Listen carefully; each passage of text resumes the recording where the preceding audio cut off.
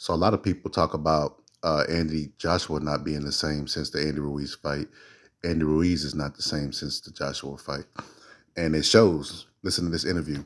Kind of went crazy, I kind of went crazy and didn't do the things that I was supposed to do. I wasn't disciplined. I didn't listen to my corners or to my family at some point because at that time I waited like 28 years for me to make my dreams come true, and I wish I could take it all back and boom, I would have been still back in the gym and would have been ready for Joshua in my second fight, but the time went by so fast, man. And without the condition to cut the rings, to follow him, not to follow him, but to cut the rings and to throw the combinations. Right there, I was just doing one punch, two punch, and there's some punches that would connect them and like wobble him, but I feel I didn't have the stamina to continue to keep throwing, or I don't know, but things happen. People talking shit about Deontay Wilder firing Mark Breland. He fired his trainer for absolutely nothing too. He lost his fight on the scale, turned around and fired the trainer that got him to the championship fight,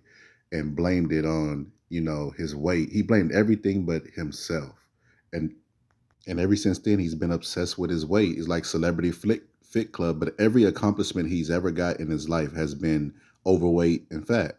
I don't know why he would go and change that, but his whole career has been dedicated to making this perfect weight. I've never seen anything like it. A heavyweight chasing a specific number in a fight when he was champion.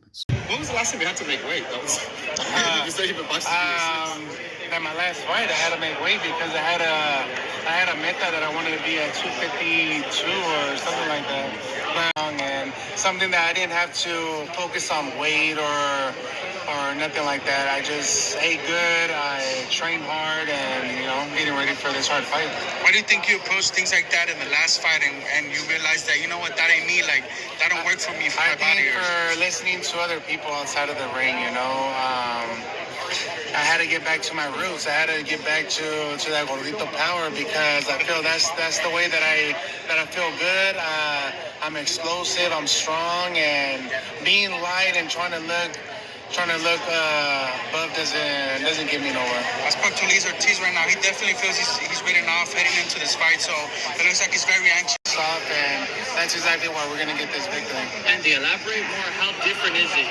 Cutting weight, how exhausting can it be to getting ready for the fight? It's exhausting, man. Like I said, a lot of people risk their lives. They lose their lives just to make weight, and especially not making weight at a certain time that when you should. But I don't know. I feel good, man. I feel like I'm ready to go eat some tacos, and when I step on the scale on Saturday, it's not going to be a big deal. Andy, how was that face-off with Andy Ruiz became so obsessed with weight that he didn't even do the things that he talked about in the Mike Tyson podcast, like cut the ring off, throw combinations, etc., etc. He's so focused on his weight that that's all he cares about is his physique, that in a tune-up fight, he struggled. Now, Luis Ortiz is the first southpaw he's faced. Check it out. My first time fighting the lefty, so... Last time you did face a southpaw? I know you said it was the first one in the professional. Probably in the amateurs, and especially from the sparring that we've been doing. So it's so long ago you don't even remember when the last time? Yeah.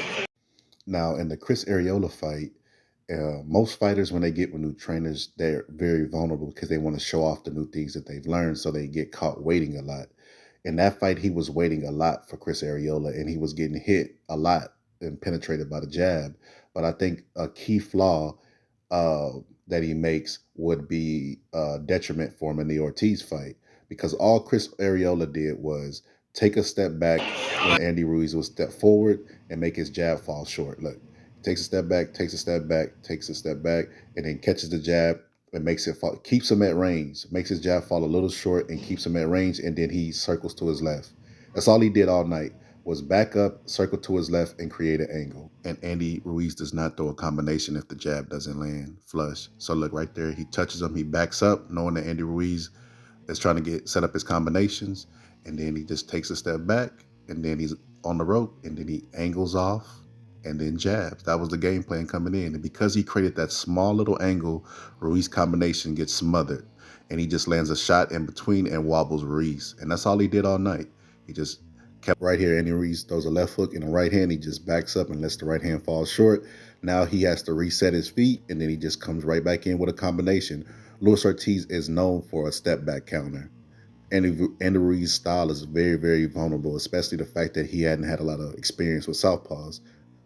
Look right here. He areola angles off, throws a jab, takes another step to the left, throws a jab, keeps circling, throwing a jab, and he backs Andy Ruiz up, and then Andy Ruiz lets his combination off, but his combination is smothered because he can't handle angles. And he also likes to counter from his right side. So because Andy Ruiz can't handle angles and Luis Ortiz is a southpaw, and he's not used to fighting southpaws, I think he's going to be right in line for Luis Ortiz's left hand, and I think he's going to end up ultimately getting dropped by that left hand, and I don't think he has the reserves to dig deep like he did in the AJ fight. But because he lays on his right side and likes to counter from that side, and he throws sloppy hooks, Ortiz throws straight punches. I'm gonna have to give Ortiz the edge in this fight, even though the age and even though he didn't look good his last fight. I think he has more in the reserves at this point in his career. Ortiz will definitely hurt him at some point in this fight because of the styles, and he's going to give him opportunities by waiting to try to show off his offense or what he's learned. But if Ortiz cannot finish him, Andy Ruiz will win a controversial decision. But anyway, it's the Boxer's Collar, and I'm out.